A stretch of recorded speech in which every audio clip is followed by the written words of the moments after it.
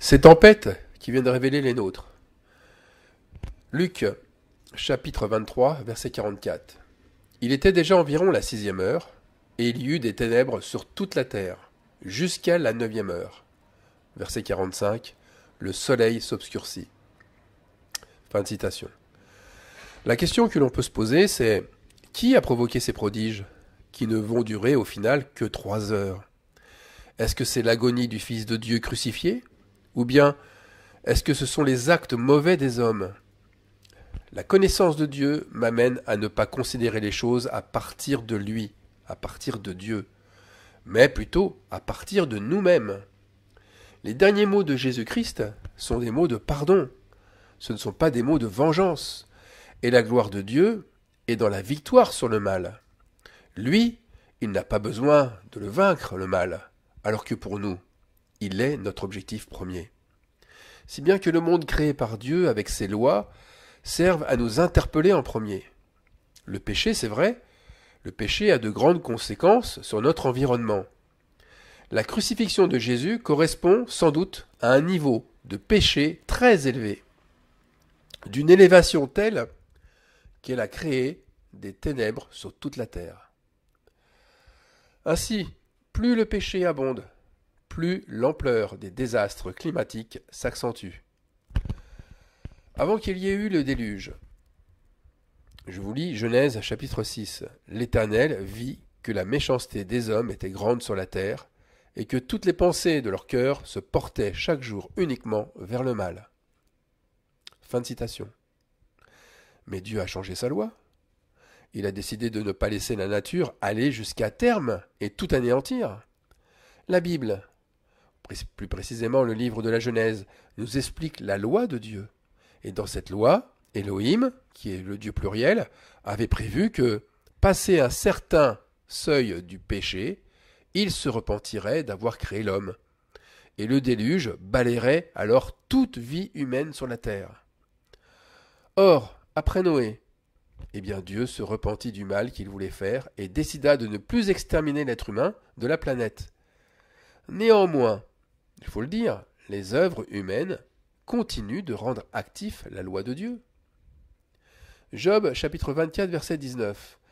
Comme la sécheresse et la chaleur absorbent les eaux de la neige, ainsi le séjour des morts engloutit ceux qui pêchent. Fin de citation. Donc la comparaison, elle n'est pas un hasard. La comparaison entre la nature avec ce qui se passe pour l'homme. C'est pas un hasard. Nous devons partir de nous et de nos fautes pour comprendre tout dérèglement climatique important. Cela revient à se poser la question, la vraie question, comment vouloir prendre soin de notre planète si on ne prend pas soin de soi-même en premier et des autres ensuite? Croire que nous sommes différents du milieu dans lequel nous vivons et dans lequel nous évoluons, mais c'est un non-sens. Dieu a créé ce monde pour que sa volonté prenne forme et qu'elle se voie jusque dans l'éclat d'une simple petite fleur des champs. Et sa volonté, ça va peut-être choquer certains, mais sa volonté n'est pas que nous vivions heureux. Sa volonté, c'est que nous comprenions que notre bonheur dépend de notre état intérieur. Regardez bien, Jésus dit « Heureux ceux qui ont le cœur pur, car ils verront Dieu ». Eh bien, Christ abonde dans ce sens, avec cette parole. Et n'est-il pas en train de dire que le bonheur dépend de notre cœur ? Si notre cœur est pur, nous verrons Dieu. Sinon, nous verrons quoi ? Nous verrons l'enfer. En fait, le Dieu véritable n'a jamais cessé de nous montrer que les événements planétaires influencent fortement notre vie. Par exemple, l'influence de la Lune sur nos humeurs. On la connaît. L'influence de la Lune sur nos organes. Je pense aux accouchements, lors des pleines lunes. L'influence de la Lune sur la qualité de nos récoltes et de nos semences. De même, les rayons du soleil, en contact avec notre peau, ils créent une vitamine qui est indispensable pour nos os, la vitamine D. Le soleil lui aussi influence très positivement les fruits et les légumes. Et l'eau qui tombe du ciel, n'est-elle pas indispensable à notre vie? Alors maintenant, le contraire bien sûr s'explique aussi. nous aussi, nous influençons les événements naturels de notre planète. Bien sûr, nous pouvons polluer notre atmosphère, nous pouvons polluer nos eaux, la terre, les bêtes, mais il y a plus encore, plus que ça. Ce que nous sommes, l'état de notre âme se reflète dans les événements naturels. Alors je vais être précis, et pour cela je vais prendre plusieurs exemples. Premier constat, le temps est chamboulé, il change très vite, et en ce moment partout sur la planète. Ça veut dire que on passe en quelques minutes d'un temps chaud, à plus de 20 degrés, à un temps glacial, un temps d'hiver avec des giboulées de neige et des grêlons énormes. Eh bien ce chamboulement, il se reflète aussi chez les humains. Regardez l'humeur des gens. Regardez autour de vous. Ils passent en une fraction de seconde d'un état accueillant, chaleureux, enjoué, à un état détestable, insolent, violent. Au moindre mot qu'ils jugent indécent, les voilà brandissant le glaive de la critique et de la guerre. Autre exemple.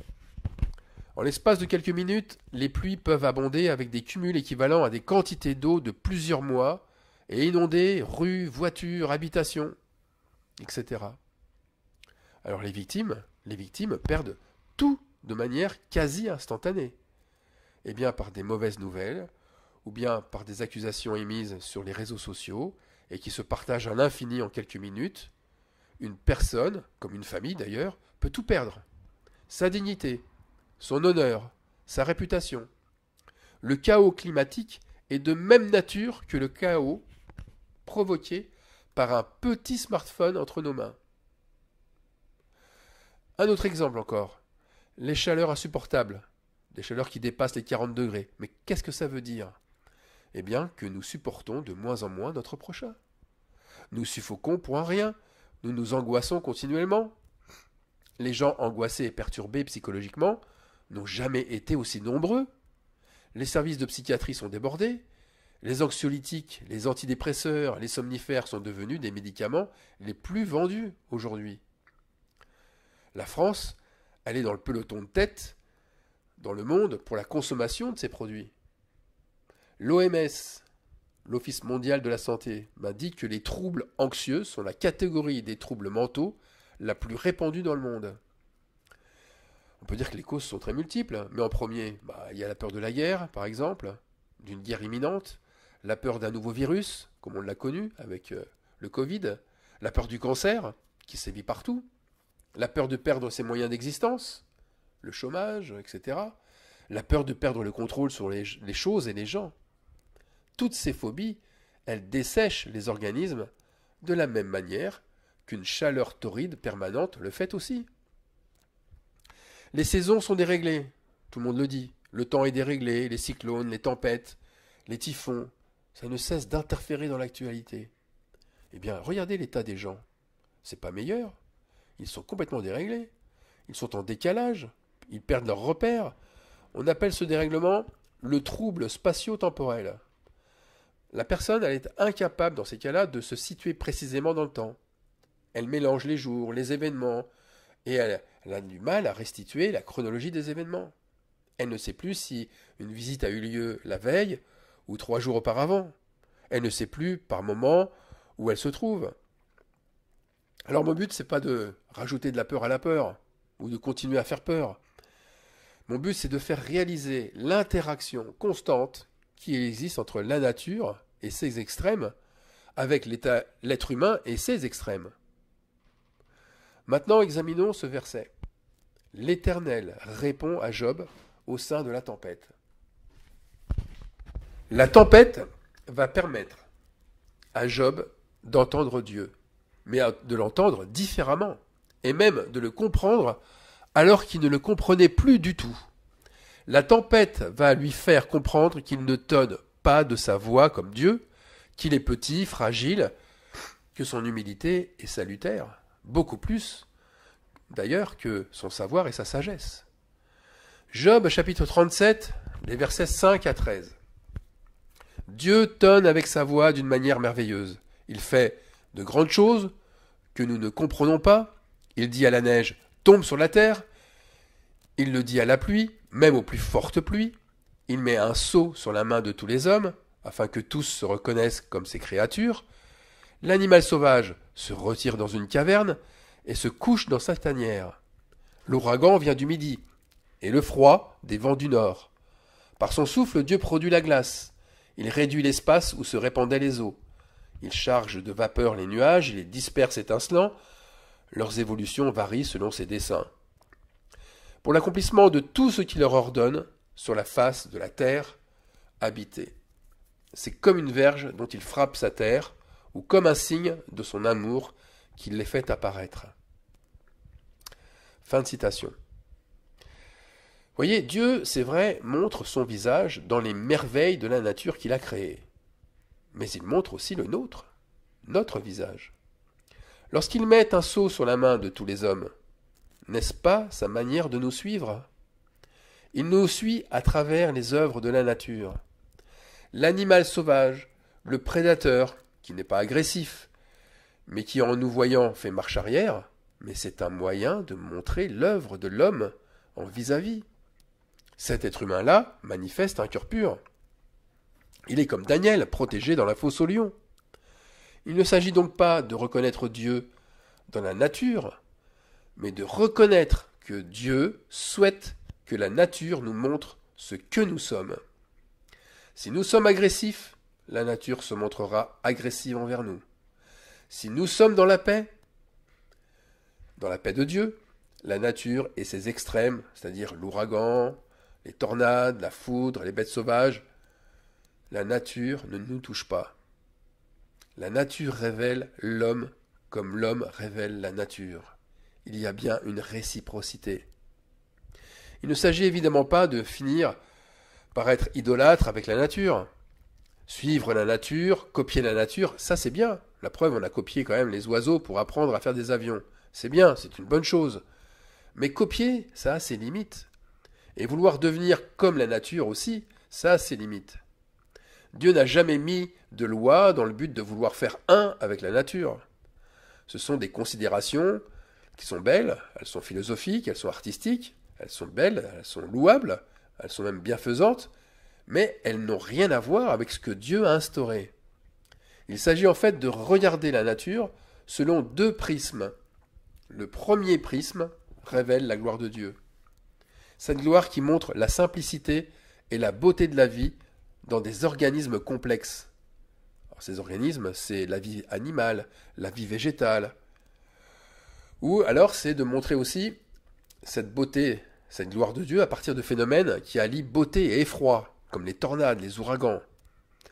Tandis que le deuxième prisme, lui, il révèle soit la gloire de l'homme, et quand on voit la gloire de l'homme, c'est lorsque la nature le sauve, soit sa chute, sa ruine, c'est lorsque la nature ne l'épargne pas. Alors oui, la mère nature est plus forte que l'homme, d'un homme aussi expérimenté soit-il. Elle le remet sans cesse à sa place, elle lui montre qu'il se brûlera toujours les ailes en voulant la dominer. Par contre, lorsque des humains sont épargnés d'une catastrophe naturelle, mais c'est une grâce de Dieu, une grâce qui n'est pas un titre de noblesse, ça n'est pas une récompense à titre posthume, ou encore c'est pas une grâce comme la ligne d'arrivée de la course d'un croyant. Une grâce devrait se regarder comme une nouvelle possibilité de faire le bien, comme c'est un nouveau départ. Regardez Noé, en étant sauvé des eaux avec sa famille, il a connu un nouveau départ. Voilà la grâce. Et un nouveau départ sur une nouvelle terre. Daniel, en étant sauvé des lions, Dieu lui a permis une nouvelle vie. D'abord, il a prospéré, puis sa foi a été reconnue du roi Darius et de tout un peuple de Mèdes et de Perses, sans oublier tout ce qu'il a fait à Babylone, auprès du roi là-bas. Si bien que la nature reste au service de Dieu, qu'il a laissé entre les mains de l'homme, pour qu'elle révèle son cœur.